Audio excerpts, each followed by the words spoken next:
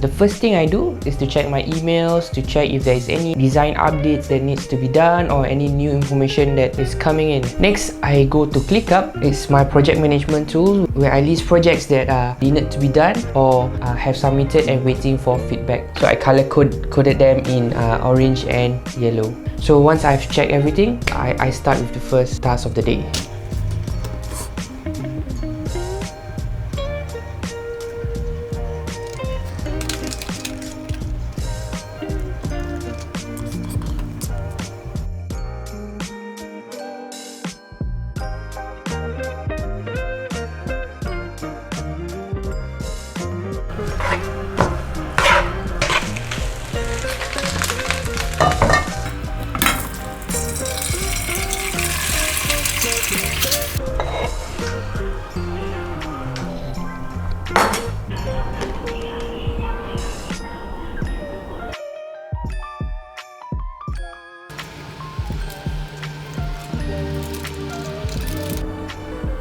So for my inspiration, I will normally go to Pinterest.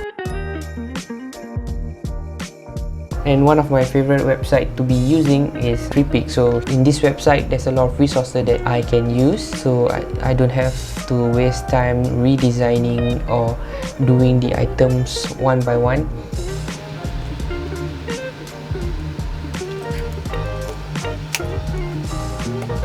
Okay, it's almost end of the day and I have some time to spare, so I'm gonna share with you some shortcuts that I've been using to fasten up my design process. Okay, so what we have right here is a template, so just to show you how I do my shortcuts. So let's say I need to do a quick change for the 80%. I can double click to go inside the group, double click again until I reach the intended layer, and I will highlight and change 50% and exit. This takes a couple of steps. The faster to do it is to click on T. You notice, okay, the cursor is changed to this icon, so you just highlight and just change it back. Done. You actually save time by not needing to click inside and click.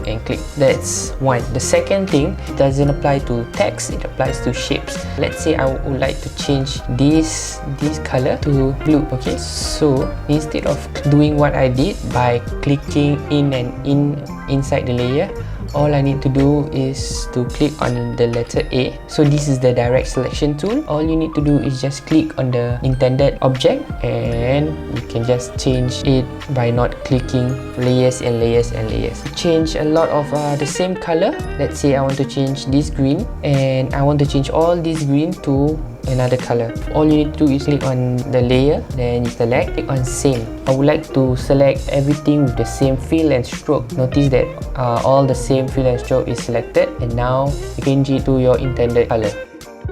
The next often tool that I always use is clip masking. Okay, let's say I would like to clip mask this whole set. What I did was to preset it to Command 5. So once I created my clip mask box, select everything and Command 5, done. I use this a lot of time. Okay, another thing, let's say I would like to change this triangle to be on the other side. My preset is Command 1, which is reflect. So once I click Command 1, I click on vertical. So once that is done, I click OK and done. So those are the few shortcuts that I often use, and it helps me fasten up the process of my design. Okay, so let's continue designing.